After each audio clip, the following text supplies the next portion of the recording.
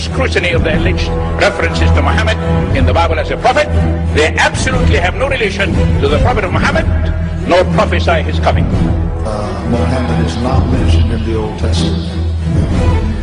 Muhammad is not mentioned anywhere from Genesis to Revelation. Muhammad is God's true messenger. That's a joke.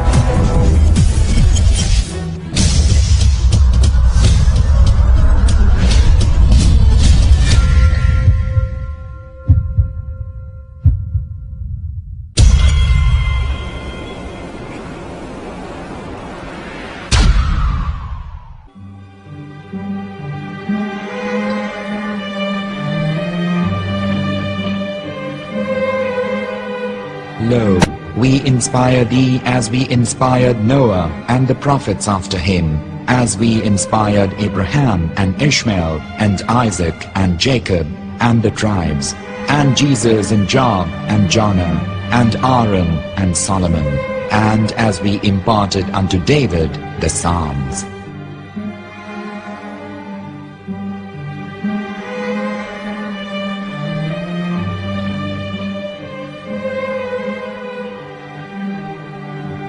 The verse we've just heard is from chapter 4 of the Quran.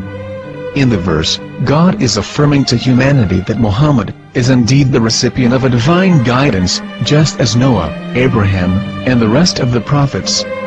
However, some Christians and Jews today don't believe that Muhammad was a prophet and the covenant that God made with Abraham.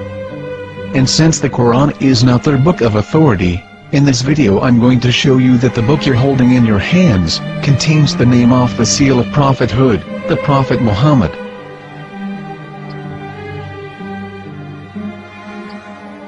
As known, the Old Testament was preserved in the Hebrew language. In the 5th chapter of the Shir HaShirim, which is one of the 5 Megillat or sacred scrolls that are part of the Hebrew Bible, or for short the Song of Solomon, as Christians know it today. That chapter is discussing someone. Jews will say it is discussing Solomon, while Christians will say it is discussing Jesus.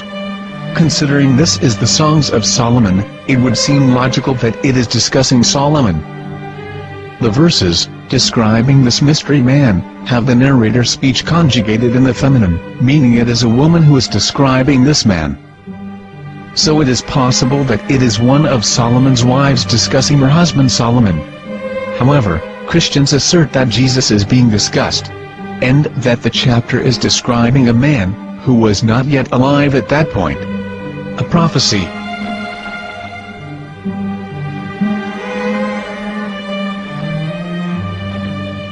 In reading the English translation of Song of Songs 5:16, it finishes the description by saying, "He is altogether lovely," but what most people don't know is that the name of that man was given in the original Megillat.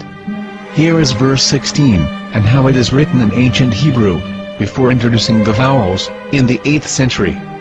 From the Hebrew Bible, on scripturetext.com. Here is the word in question. This word is made of 4 letters. Mem, Het, Mem, Dalet. Now when reading the word as it is written in its original form, with no vowels, it can be read as Muhammad, which is the name of the Muslim prophet, or as Mamad with no A after the H. According to Ben Yehuda's Hebrew English Dictionary, it is correctly pronounced as Muhammad, not Mamad. So how we're going to know for sure if it's pronounced as Muhammad, the Muslim prophet, or as Mamad, a random Hebrew word? The only way is to give the verse to a rabbi, and say to him, "Please read." Here is the Song of Songs 5:16, and how it is read by a rabbi from a Hebrew Jewish site. Please notice, the im in Hebrew is a plural of respect.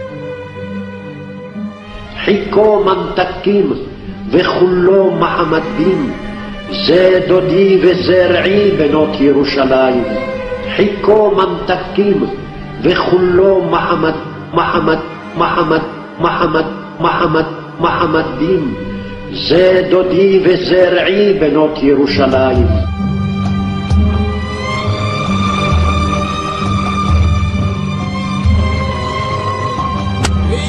Coming out from the darkness, there are no other gods but God, and Muhammad is his messenger.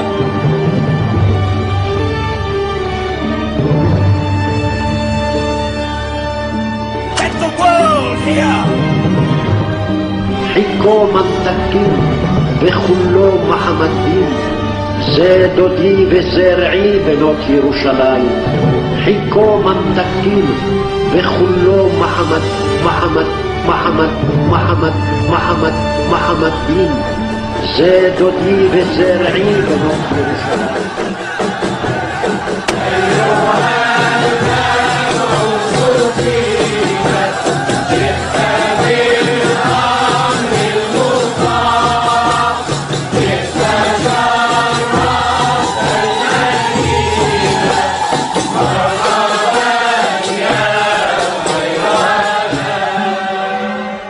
Here is the famous SDL translation tool, which includes a professional human translation, as well as an online translation.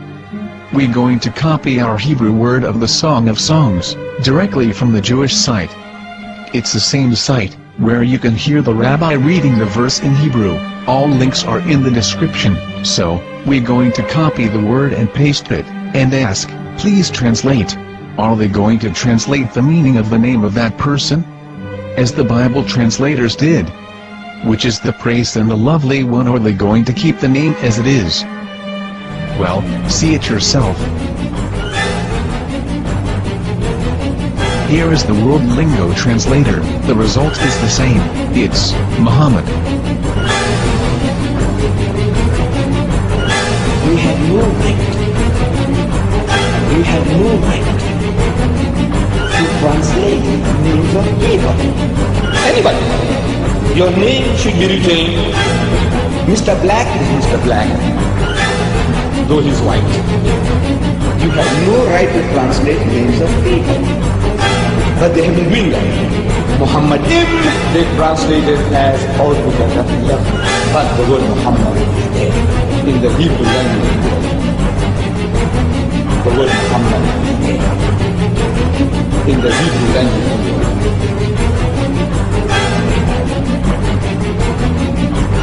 I will tell you a story from my own personal experience. Years ago, I used to spend every Sunday afternoon in a place called Speaker's Corner. And in my years down there, I got to know a Jewish rabbi. He was a very nice man. He used to listen to me, and he was always very polite and talked about Islam in a very nice way. And one day during one of our conversations after some years, I thought that it was about time I should invite him to Islam. So I said to him, you know, my friend, we have been talking now for many years, and even you have admitted to me that Muhammad is a prophet. So why then do you not embrace Islam? He said to me, we Jews, we never change our religion. I said, but half of the rabbis of Medina became Muslim. He said, that is true, but still, we Jews never change our religion. I thought, what can I say to him? He looked at me and said, listen to me, my friend. God sent to us a prophet Moses, and we didn't even listen to him. Do you think we're going to listen to another prophet after him? From another tribe? From another people? When he said that, I had nothing left to say. He knew that Muhammad was a prophet. In fact, another rabbi also came up to me and he said to me, we know Muhammad is a prophet, and he quoted to me a passage from the Bible